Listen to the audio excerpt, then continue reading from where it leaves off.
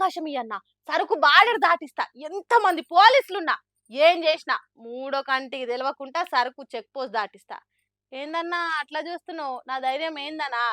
ఇప్పటి వరకు నేను దాటిచ్చిన సరుకు దొరికిందేలే అని పుష్ప సినిమాలో డైలాగులు విని ఈలలు కొట్టినాం కదా, అది సినిమా మాత్రమే గాని యోగి ఇక్కడ చూడుండ్రి, పుష్పరాజ్ను తలదన్నే తట్టే చేస్తున్నారు స్మగ్లింగ్.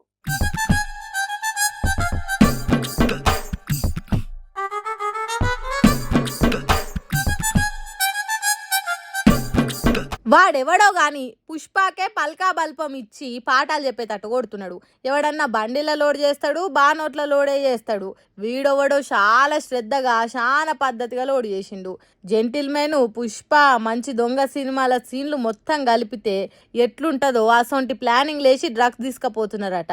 మిజోరాం రాష్ట్రం చెంపై జిల్లాల అస్సాం రైఫిల్స్ పోలీసులు డ్రగ్స్ మీద ఓ కన్నేసి దొరకబడితే ఈ సరుకు బయటపడ్డది. చూడండి ఎట్లా దాచిండ్రో, ఎక్కడ దాచిండ్రో. వీటి విలువ మొత్తం 23,72,00,000 ఎక్కువనే ఉంటదట.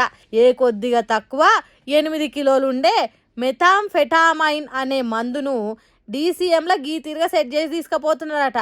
ప్లానింగ్ అయితే పుష్పను మించి వేసినాం కానీ పోలీసులు మనకంటే హుషారున్నారని ఈ ఏరియాలా అనే అనుమానం వచ్చి ఎన్ని ఇద్దలు పడ్డా ఖచ్చితంగా పోలీసులకు దొరుకుతాం అనుకున్నారో ఏమో, డీసీఎంను అక్కడనే ఇడిసబెట్టి పారిపోయిందట. అరే అంత మంచిగానే ఉన్నది ఈ రోడ్డు మీద, దీన్ని ఎందుకు వదిలిపెట్టిండ్రు కావచ్చు అని మొత్తం చెకింగ్లు చేస్తే అసలు గుట్టు బయట పడ్డదట.